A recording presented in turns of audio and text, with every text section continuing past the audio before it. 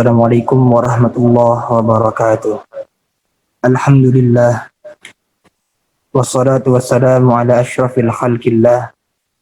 Sayyidina Muhammad ibn Abdullah. Wa ala alihi wa sahbihi wa mawalah. La hawla wa la quwwata illa billah. Yang sama-sama kita hormati dosen pengampu Dr. Andes Jaja Nurjanah MA serta teman-temanku sekalian dan insya Allah dirahmati oleh Allah Subhanahu wa Ta'ala. Puji syukur atas kehadirat Allah Subhanahu wa Ta'ala yang mana telah memberikan kita begitu banyak macam nikmat, di antaranya nikmat sehat wal afiat, sehingga kita dapat belajar melalui media online yang mudah-mudahan selalu diberikan kemudahan dan kelancaran oleh Allah Subhanahu wa Ta'ala. Salawat beriringan salam, tak lupa kita junjungan kepada baginda Nabi besar Muhammad Sallallahu Alaihi Wasallam yang telah membawa kita selaku umatnya dari zaman jahiliyah hingga zaman terang benderang seperti sekarang ini, minaz zulumati ilan nur. Langsung saja, kami dari kelompok 2 yang beranggotakan saya pribadi Kevin Alif Budiman, Bangun Anugerah Sejati, Abid Genendra, akan membawakan materi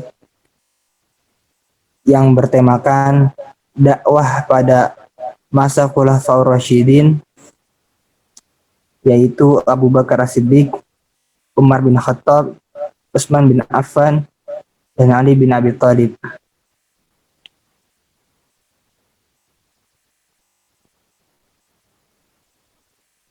Yang pertama yaitu dakwah.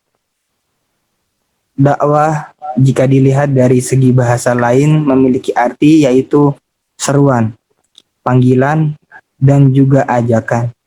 Di dalam bahasa Arab memiliki bentuk kata yaitu masdar, sedangkan bentuk kata kerja atau fi'il dari kata ini adalah memanggil, menyeru, dan juga mengajak. Orang yang berdakwah juga dapat disebut dengan da'i, dan orang yang menerima dakwah disebut dengan mad'u. Mengutip penjelasan Toha Yahya Umar, mengartikannya sebagai upaya mengajak umat dengan cara bijaksana kepada jalan yang benar sesuai dengan perintah Allah Subhanahu wa Ta'ala untuk kemaslahatan di dunia dan di akhirat.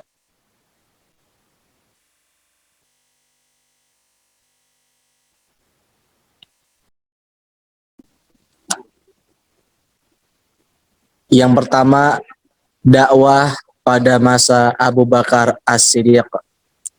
Yang pertama, menggunakan metode jargon atau penyemangat. Yang kedua, jargon yang digunakan menggunakan jargon perang. Yang ketiga, menegakkan kebenaran Islam dan menyeru kepada jalan yang benar, karena memang pada masa Abu Bakar As-Siddiq merupakan masa perang. Menggunakan sifat nasionalis dalam berdakwah, karena memang pada masanya merupakan masa-masa peperangan. Yang terakhir, mengumpulkan ayat-ayat Al-Quran itu menjadi satu kitab sesuai dengan apa yang didiktikan Rasulullah SAW kepada dirinya.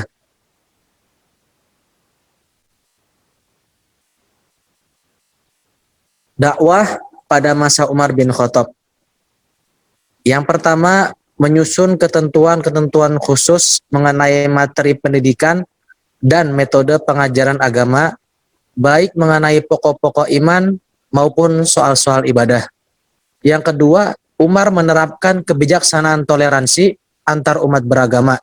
Dalam hal ini, Umar misalnya melarang adanya tekanan kekerasan apabila mereka ternyata tidak rela meninggalkan kepercayaan mereka semula dan menjamin mereka melakukan ibadah.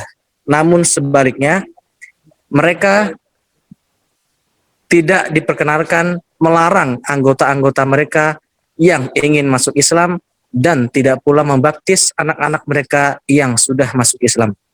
Yang terakhir, menyusun dewan-dewan, mendirikan Baitul Mal, menempa mata uang, membentuk angkatan bersenjata, tentara untuk menjaga, melindungi tapal batas, mengangkat hakim, mengatur perjalanan pos, menciptakan penanggalan tahun Hijriah, dan sebagainya.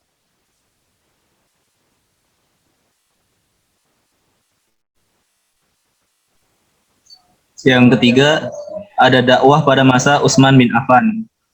Yang pertama, ada mengadakan pembenahan dan menyelesaikan gerakan pembangkang, berupaya memelihara stabilitas wilayah yang semakin luas.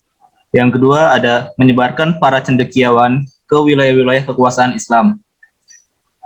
Yang ketiga, yaitu upaya menyeragamkan naskah mushaf Al-Quran, semi keutuhan dan kepentingan dakwah. Yang keempat, ada mempertahankan dan memelihara sistem pemerintahan dengan memelihara majelis syuro. Dan yang terakhir, ada mengadakan pembinaan dan futuhat ke wilayah timur dan barat.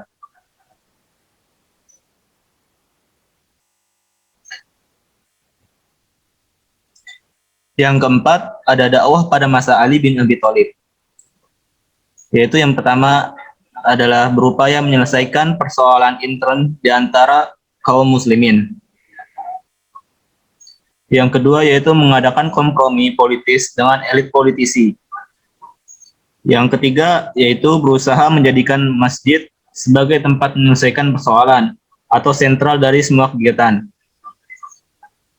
Dan yang terakhir ada menampilkan sosok kepemimpinan yang tidak ambisius. Mungkin cukup sekian dari kelompok kami, kurang lebihnya mohon maaf. Wabillahi taufiq wal hidayah. Assalamualaikum warahmatullahi wabarakatuh.